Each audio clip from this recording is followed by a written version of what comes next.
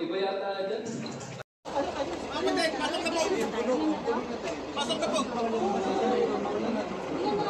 Marami pa doon. Wala tayo na tatlong.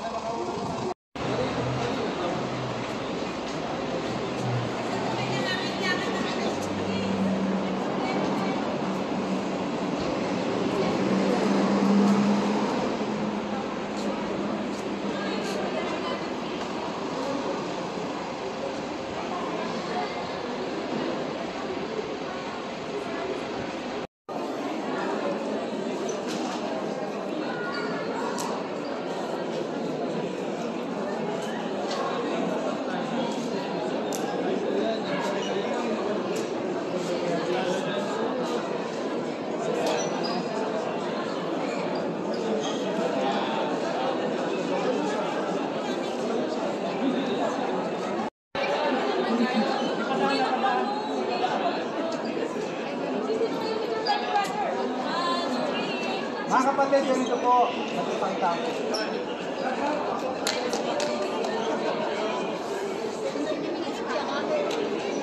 Mga kapatid, at estimated arrival is 4:01. Medyo extend pa. Pero okay lang yan at tayo ay excited na. Pero parang hindi tayo mas lalong wala pa sa oras. Hindi na tayo. Pagkakita natin na, wala kang tapos. Pero hanggang may maaga pa naman kasi yung mga guard sila. Aalis ko sila. Hello, brother! Maligaya pa natin mga kapatid!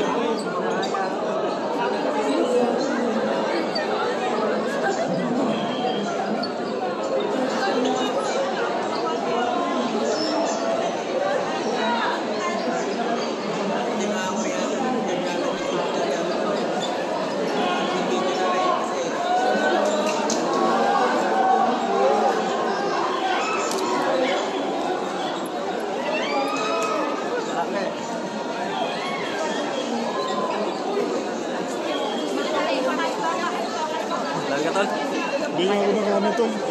Doon na lang sabihin nyo to. Sabihin nyo tol, sabihin.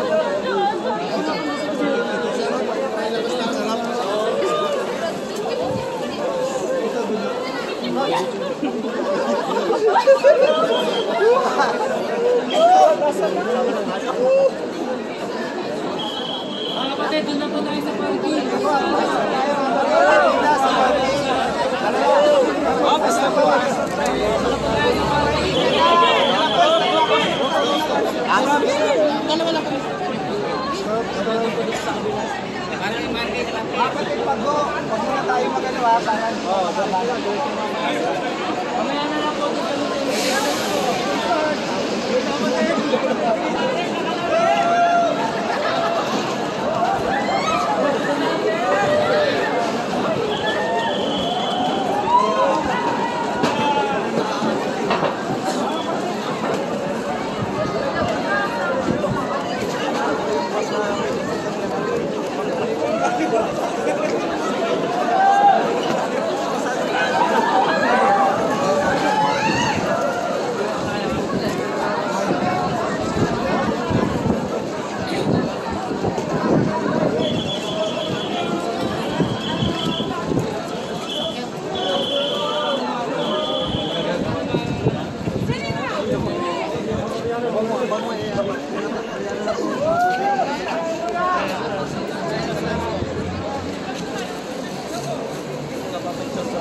Ayakap na ako, binati pa ako. Yes!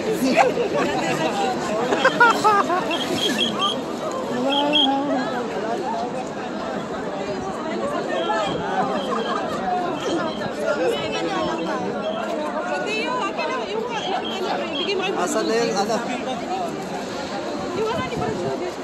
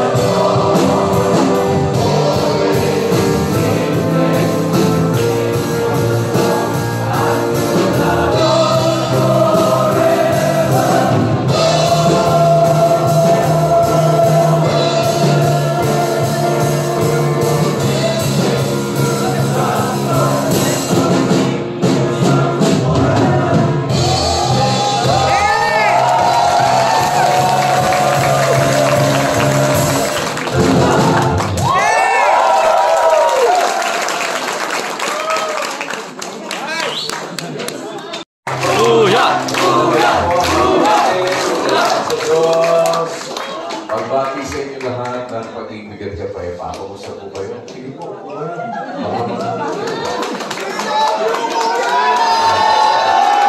na yung bate. Hindi na tuloy. Hey!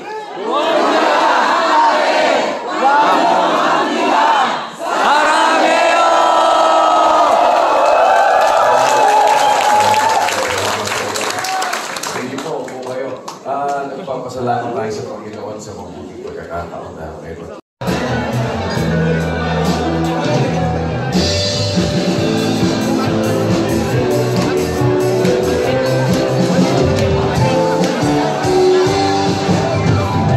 Okay po, tapos na po yung mga taga-sahod. Next naman po.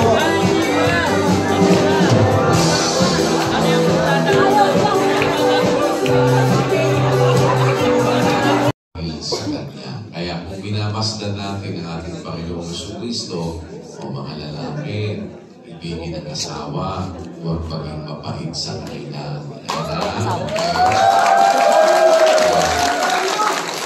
Sana mga lalaki, maging sweet. Huwag maging mapait sa ating mga asawa. Tignan natin ngayon. Kaya atin naman po, ayan, ating mga kapatid. Kayo ba, sino bang mga may asawa sa inyo? Isa, dalawa, tatlo. Oo, ayan. Dito ba mga asawa nyo?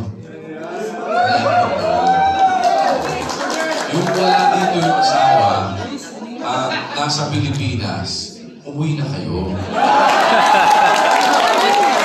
Malapit na po. Mahirap yung as much as possible, mga kapatid, mas advisable na ang mag-asawa, magkasama pa.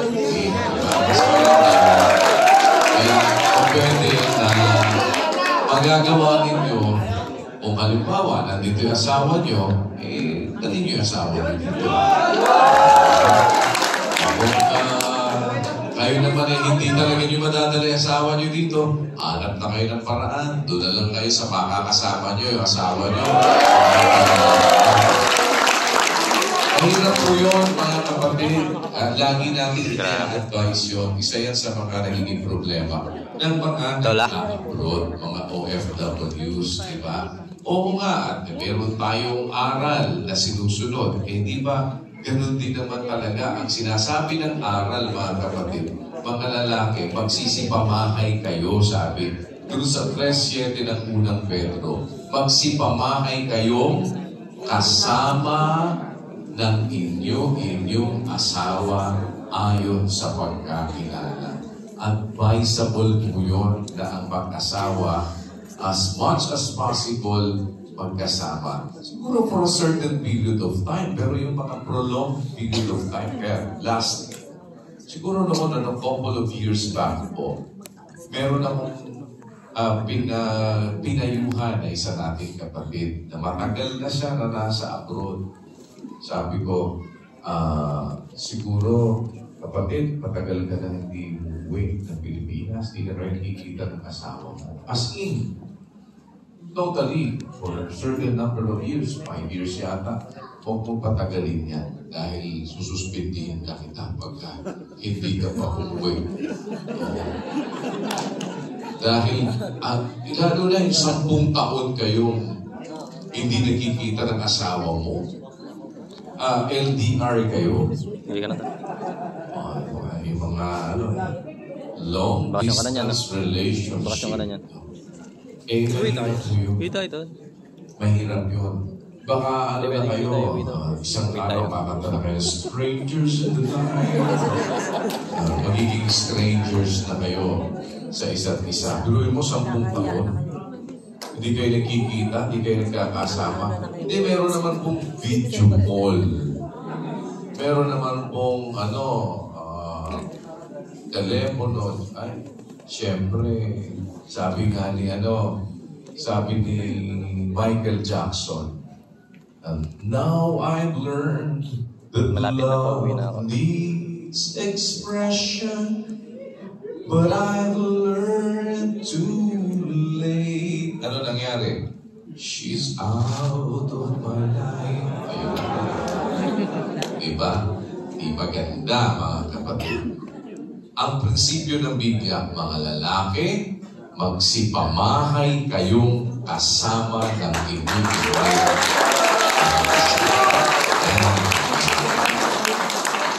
O meron ba kayong gusto?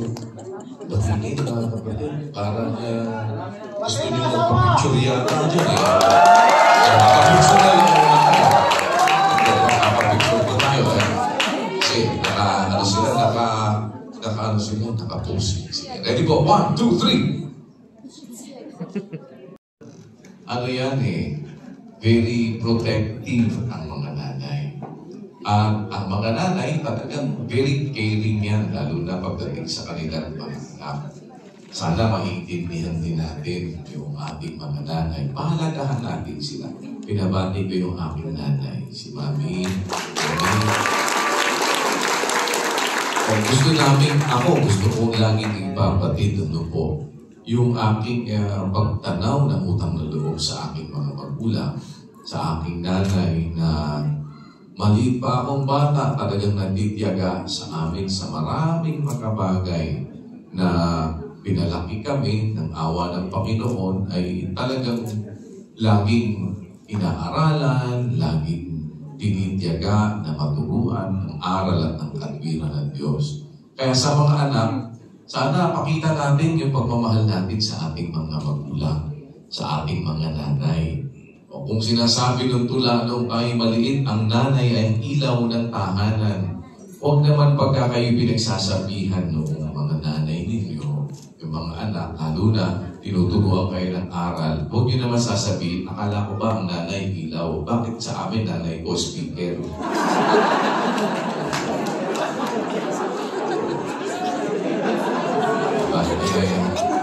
Dapat ng mga kapatid, yung mga nanay natin, i-appreciate natin ang ating mga nanay.